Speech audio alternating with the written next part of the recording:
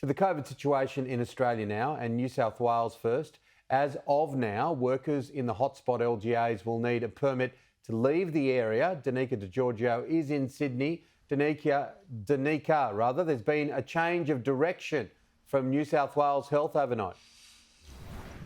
Tim, originally workers in the 12 hotspot LGAs, they were required to have had at least one dose of a COVID vaccination by Monday or undergo rapid antigen testing in order to leave the LGAs and go to work. But late last night, New South Wales Health released a media release confirming that rapid antigen testing will no longer be considered an alternative to a vaccination. So it means under the changes, workers in those hotspot areas will need to have had at least one dose by Monday, the 6th of September. So the deadline has been extended by 1 week.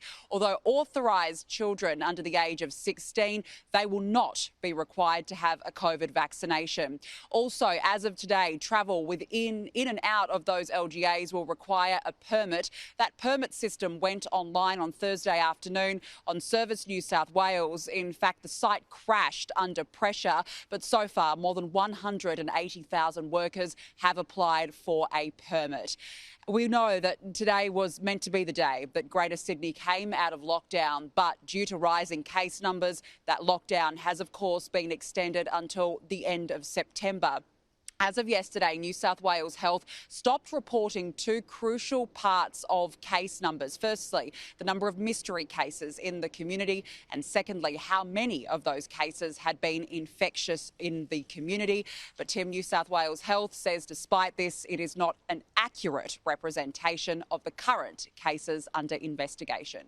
Danica, you've been working tirelessly through the course of the past months on this story. Yesterday, a big announcement for schools as vaccinations in New South Wales, look, to coin an American phrase, are going at warp speed.